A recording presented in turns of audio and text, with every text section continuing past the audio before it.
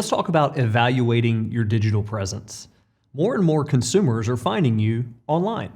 Whether that's the beginning of their search and they're going into Google or Bing and looking for a financial advisor nearby, or whether it's a complimentary search after they found you by way of referral, introduction, or some other means. Either way, your digital presence matters more and more and more. What they find when they arrive, in terms of your website and your social channels, dictates their perception of you as a professional. We want to make sure we're putting our best foot forward. There are 5 components to an elite digital presence. Websites serve as the hub of your digital presence. When people look you up online, it's often the first thing that they see. Content helps potential clients get to know you from afar. When they read your articles, listen to your podcast, or watch your videos, they have a chance to learn from you and about you. Email newsletters are making a comeback. But to be read, they must be personal, so including pictures and updates about you and your team are absolutely essential. Social networks like LinkedIn, Twitter, Facebook, and others are a great way to engage with people from afar. By reacting and commenting on their post and vice versa, you're creating a bond that's hard to match in real life. Social networks like LinkedIn, Facebook, and Twitter give you a platform for sharing your content. They give you a way to engage from afar, and they're a critical part of any digital presence. And finally, paid marketing helps extend your reach. It allows you to scale your marketing, paying the networks directly for distribution. Today, we're going to walk through how to evaluate your digital presence. We all start in different places. We all have different to-dos. We all have various strengths and weaknesses. We're going to get to the bottom of where you stand using this 25-question assessment. Let's get started with websites. First of all, does your website have a clear email gathering call to action? In other words, when I arrive at your site, is there something compelling that gets me to give you my email address in exchange for some valuable content? Does your website feature you on video? It's one of the best ways to help people get to know you before ever stepping foot in your office. Within 5 seconds, can users understand what you do and who you serve?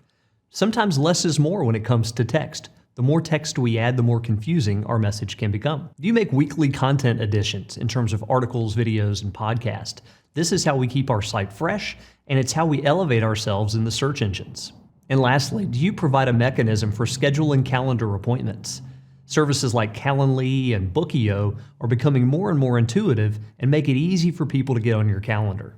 Next, let's talk about content. Are you creating short-form video content at least monthly? This is what the networks thrive on. Social networks like Facebook and LinkedIn will give you much more engagement when you post video as opposed to all text or images. Do you post personal pictures on social networks at least monthly? Oftentimes your best posts are the ones that are in your phone right now. They highlight you, your family, your team, things happening around the office. That's what the users want to see. Do you write articles at least monthly? By writing articles, you're giving fuel to your social channels, your website, and your email newsletter. What about webinars? Are you doing those at least monthly? We hear terms like Zoom fatigue, indicating that people aren't tuning into these things anymore, but in reality they are. There's a thirst for information, especially when there's volatility. And finally, do you have a content calendar that's planned in advance? It's hard to put out very thoughtful content if you're not thinking in advance about what you'll distribute. Let's dive into social networks. Are you posting on social networks at least every week? It's hard to overdo it in today's environment where there are so many posts from so many people. To stand out, to stay top of mind, you've got to post pretty often. Do you have consistent meetings regarding your social content?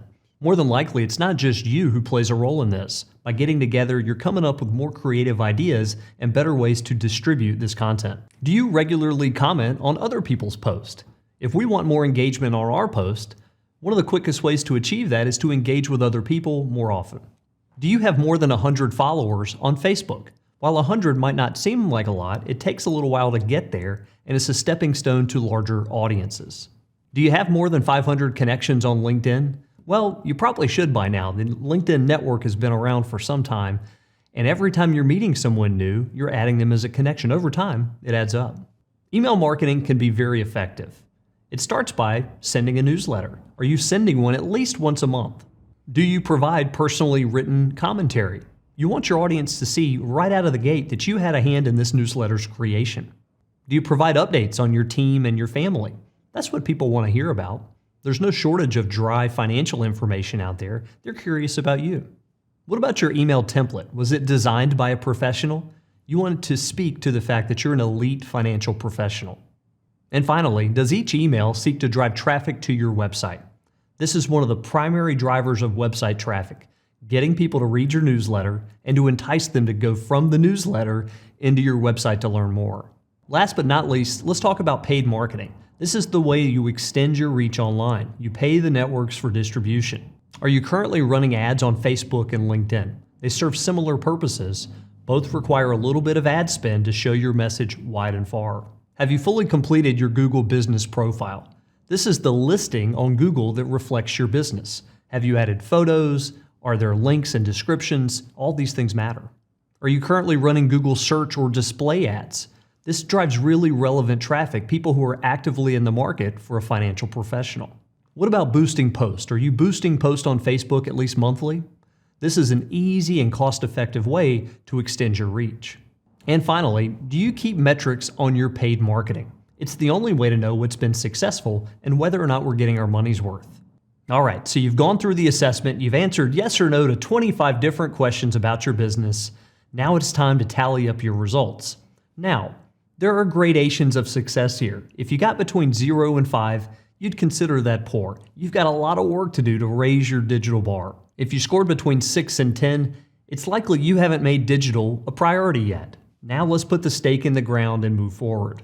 If you scored between 11 and 15, good. You've got a good start and a great platform for future success. If you scored between 16 and 20, very good. You've made consistent efforts across all the different platforms. Now's your chance to focus on quality. How do we elevate the quality of all of what we're doing? If you scored 21 or more, excellent. You are at the pinnacle of success of financial advisor digital marketing.